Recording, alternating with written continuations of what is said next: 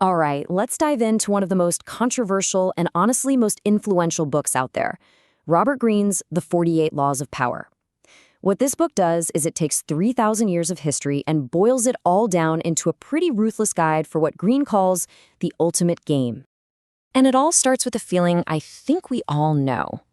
Have you ever been in a situation, at work, with friends, wherever, and just felt completely powerless? Well, according to Greene, that feeling of helplessness, it's unbearable. And we are all, whether we admit it or not, trying to escape it. And that really gets to the core premise of the whole book, something he says right up front. See, for Greene, this isn't just something ambitious people want. He argues it's a fundamental human drive. It's a pretty stark and, frankly, uncompromising view of how we all operate. But here's the twist. In our world, you can't just walk around acting like you're hungry for power.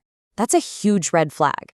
So, Greene says we're all playing this constant power game where the rules are all about subtlety.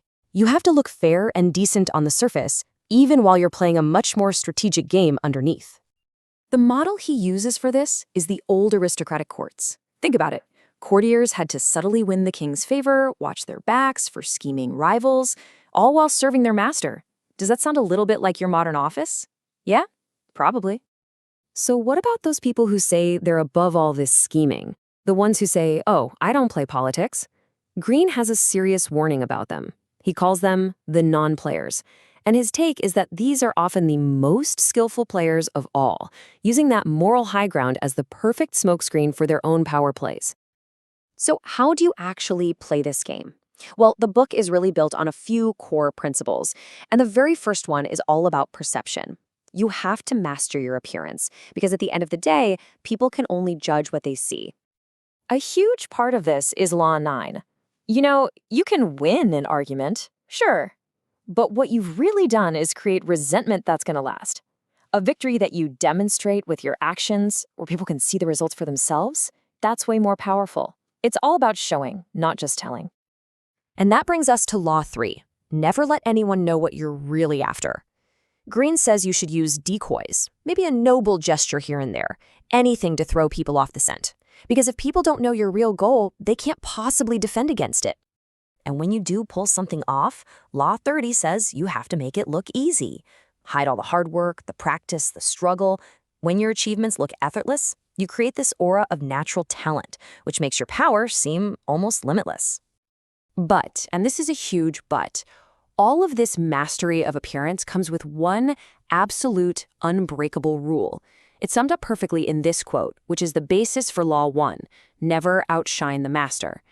Basically, make the people above you feel brilliant and secure, and you'll climb. Make them feel insecure, you risk a fall that is going to be swift and fatal. Okay, so once you've gotten a handle on appearances, the next big principle is about using the raw material of power itself, and that's human nature. And this brings us to one of the most famous and kind of shocking laws in the whole book. Law 2, never put too much trust in friends. Greene's argument is that friends get envious really easily, and they take you for granted. But a former enemy? They have something to prove. They can end up being a much more loyal and effective ally. And when you need help from somebody, don't appeal to their sense of gratitude or their kindness. No, appeal to their self-interest. You have to frame your request to show them what's in it for them. Self-interest is a rock to build on. Gratitude, Greene says, is like sand. It just shifts. Now we get to one of the most cunning strategies, which is Law 31, control the options. The absolute best way to get people to do what you want is to make them think it was their idea all along. As the book so beautifully puts it, a bird that walks into its own cage will sing more prettily. It's the classic heads I win, tails you lose scenario. You give people a very narrow set of choices where no matter what they pick, you benefit. It's the ultimate power move because they feel totally in control, never realizing they're being guided the entire time. So when you put all of these pieces together, mastering your appearance, wielding human nature, you arrive at the book's central philosophy. The whole thing really is about the art of indirection. You don't just charge straight at your goal. That's clumsy. Instead, your moves have to be planned in the least obvious way possible, like a billiard ball that has to bounce off several cushions before it finally hits the target.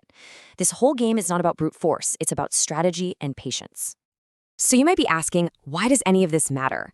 And Green would argue that understanding these laws isn't just about becoming a master manipulator yourself.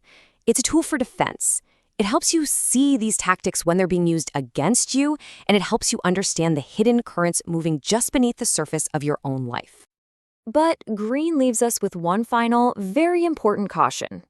Power is a labyrinth. It is incredibly seductive, and it is so easy to get lost in the game, to become completely consumed by it. It's not something to be taken lightly. And that brings us to the final, really provocative question the book forces you to ask yourself. Whether you think these laws are a cynical, dark manual or just a practical guide to reality, Green's argument pushes you to wonder, is the power game something you can truly afford not to play?